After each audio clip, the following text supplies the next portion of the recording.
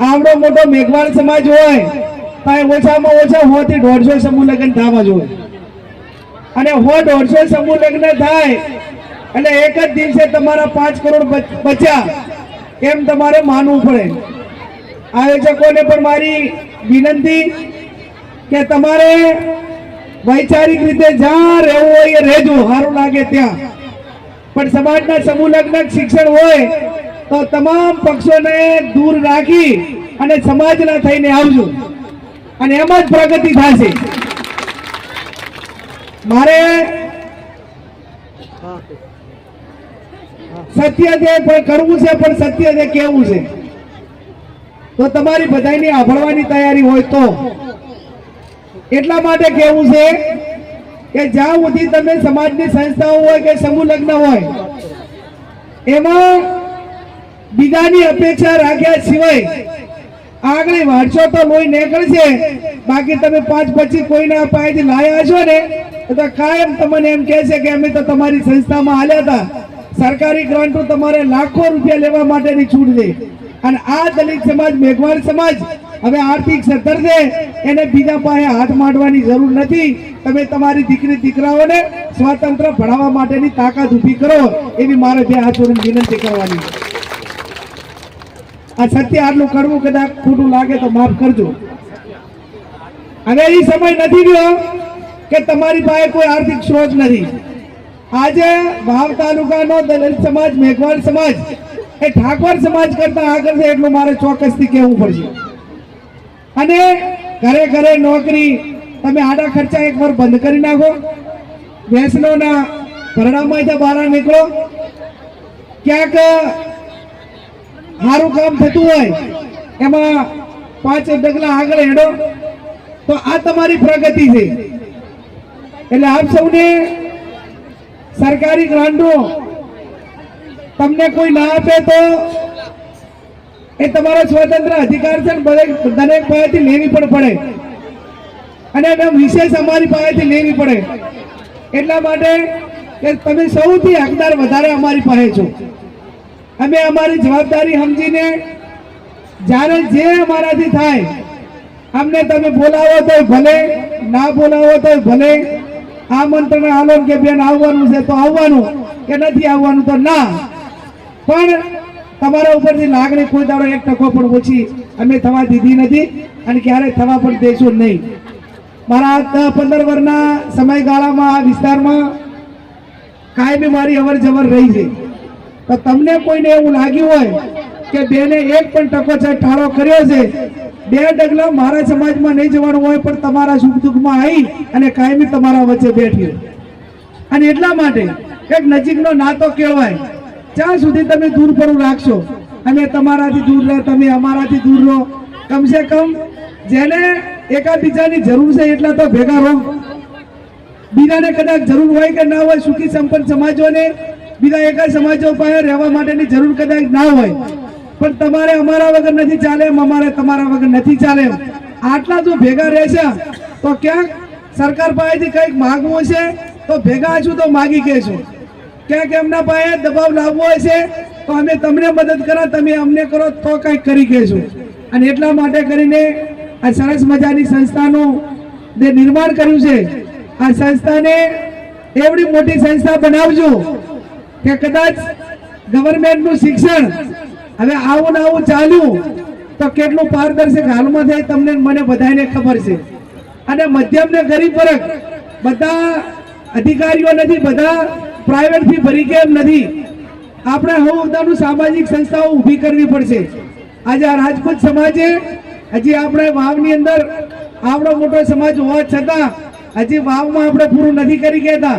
અભિનંદન આપો રાજપૂત સમાજને કે ગાંધીનગર મુકામે એમના દીકરાઓને ભણવા માટે 10 કરોડના ખર્ચે સંસ્થા ઊભી કરી નાખી છે ગાંધીનગરથી।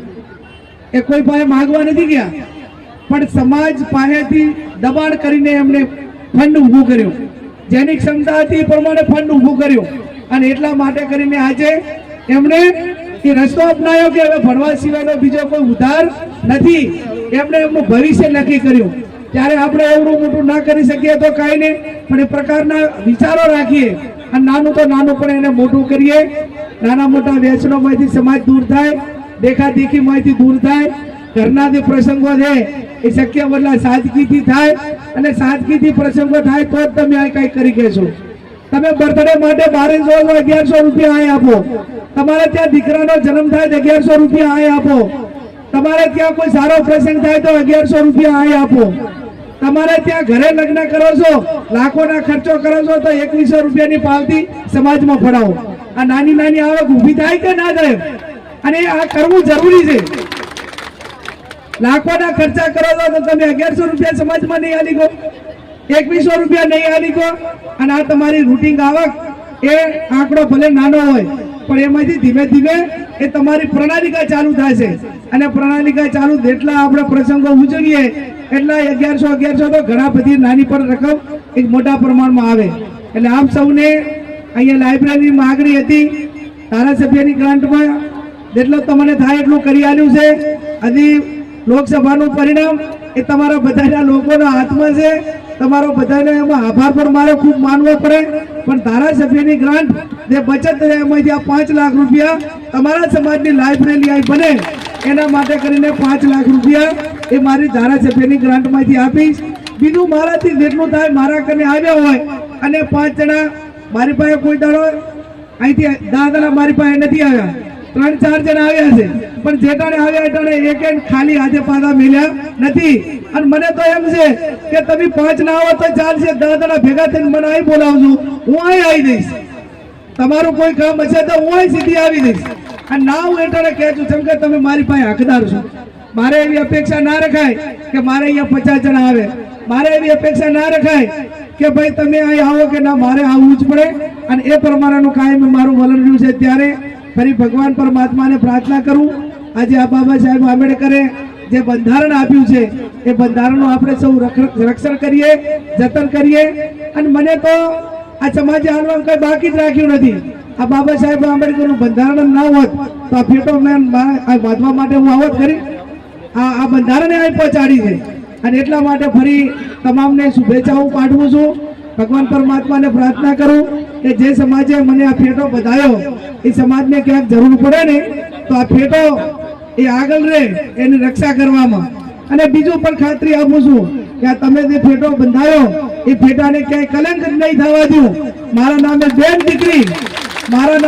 દીકરી ક્યાંક ગૌરવ લે કે મેઘવાળ સમાજે સમૂહ લગ્નમાં ફેટો બંધાયો હતો, એ ફેટાના ભાગરૂપે બેનની ભૂમિકા શું છે તો તમે જે પ્રકારની મદદ કરી છે ને, આજ તમારે એટલું તો ગૌરવ લેજો કે આજે મને 80 થી 90% મારા ઉપર સિક્કા મારવા વાળો મારો દલિત સમાજ એને કોઈ મેળો ના મારે કે તમારી બેન દીકરી વેચાઈ ગઈ.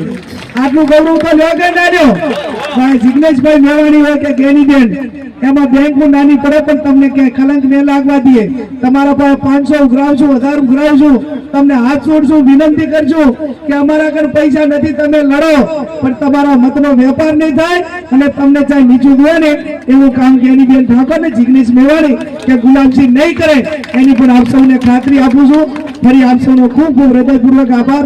જિગ્નેશભાઈ આવવાના હતા પણ હું માનું ત્યાં સુધી બારે છે, એમનો સંદેશો સમાજ થકી આવ્યો છે, પણ એમની બેન તરીકે તમને બધાને સંદેશો આપું છું કે યુવા પેઢી એને મદદ કરજો. ખૂબ લાંબી રેસનો ઘોડો છે, એ ઘોડાને આગળ લઈ જવાનો છે, આપણને બધા માટેનું રક્ષણ છે. અને ક્યાંક ને ક્યાંક એને જે પ્રકારની જરૂર હોય એ પ્રકારનું હૂફ આપજો, એ વિનંતી સાથે આપ સૌનો ખૂબ ખૂબ આભાર.